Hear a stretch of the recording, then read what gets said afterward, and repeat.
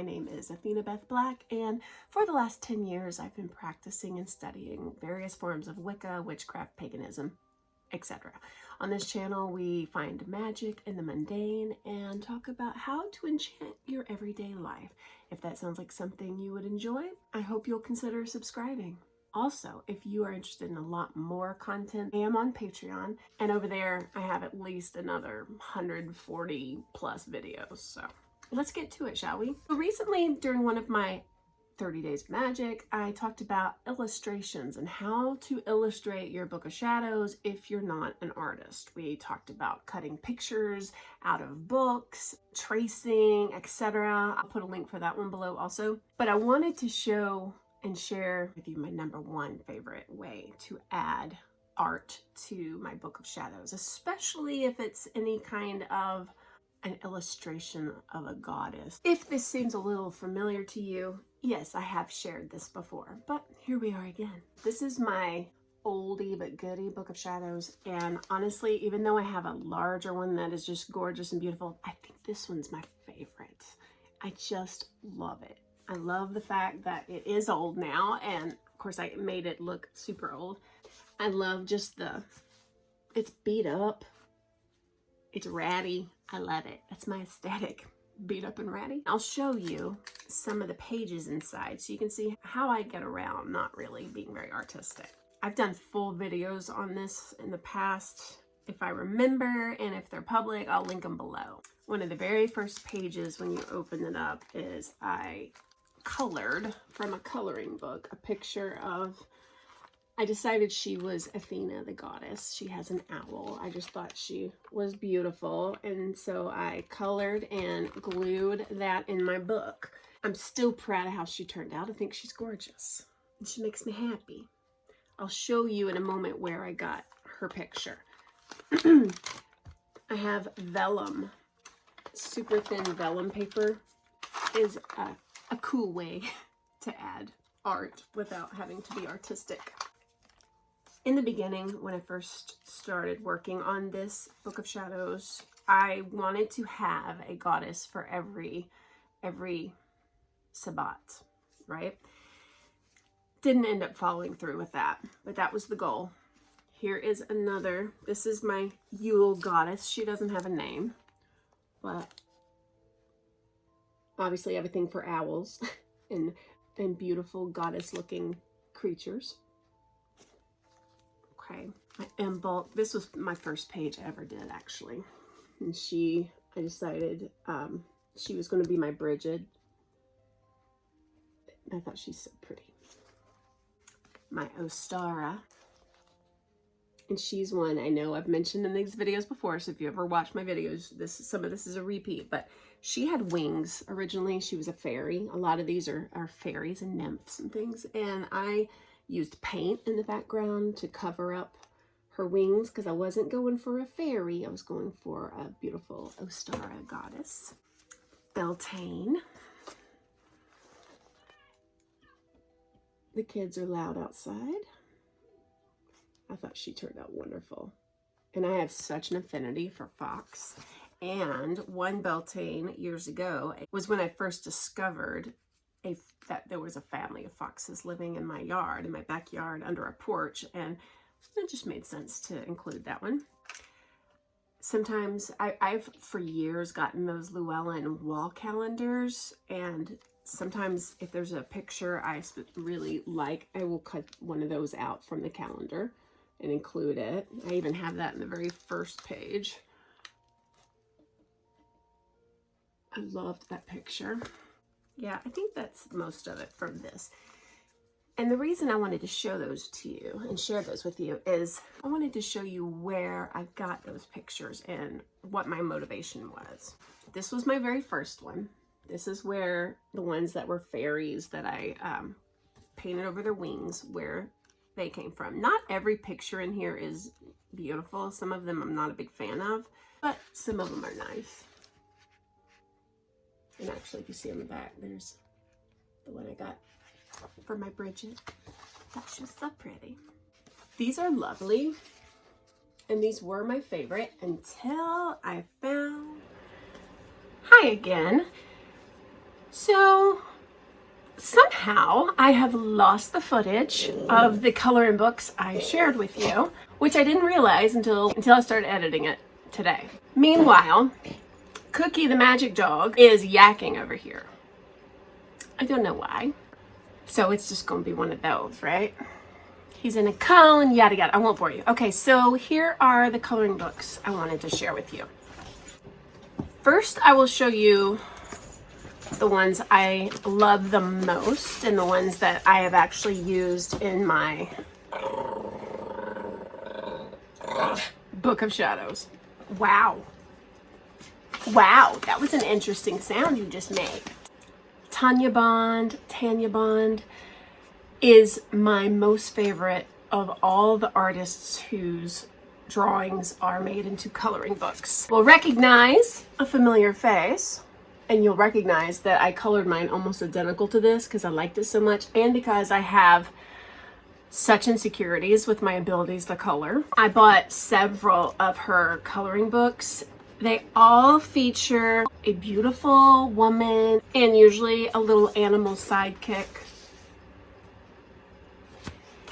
And there's something about it.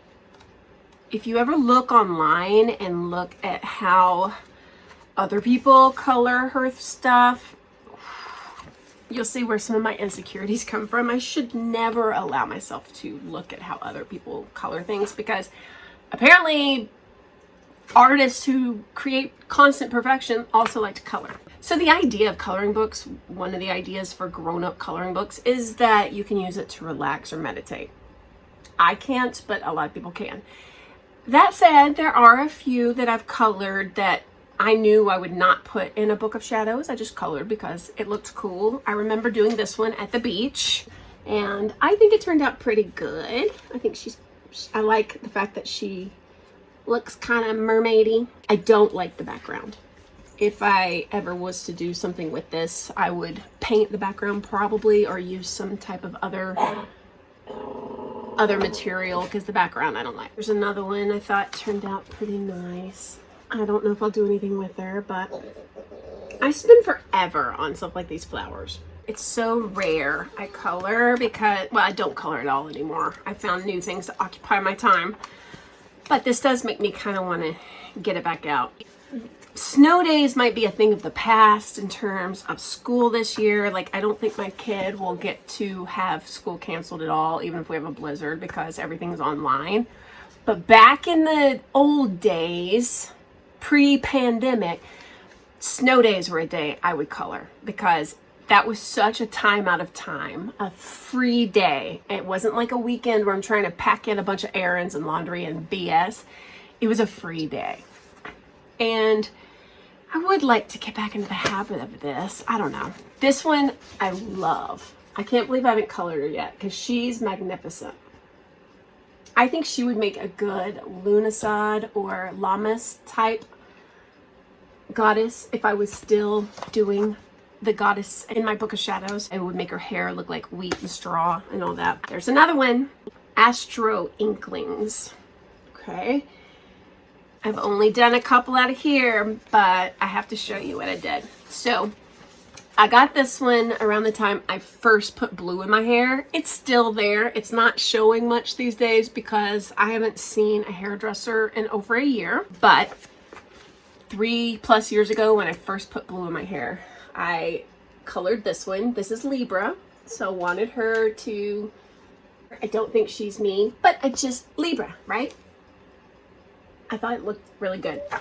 Let me show you what I started and did not get too far in. For Leo, the number one Leo I know is Alvine Green. And so again, 3+ years ago, I started coloring this one in honor of Alvine Green. I did not finish, although I think the lion down there turned out really well. I will spend days trying to make it look good and using a lot of help online. I think I pulled up a real lion and tried to copy the color pattern, right? Maybe one day, probably not.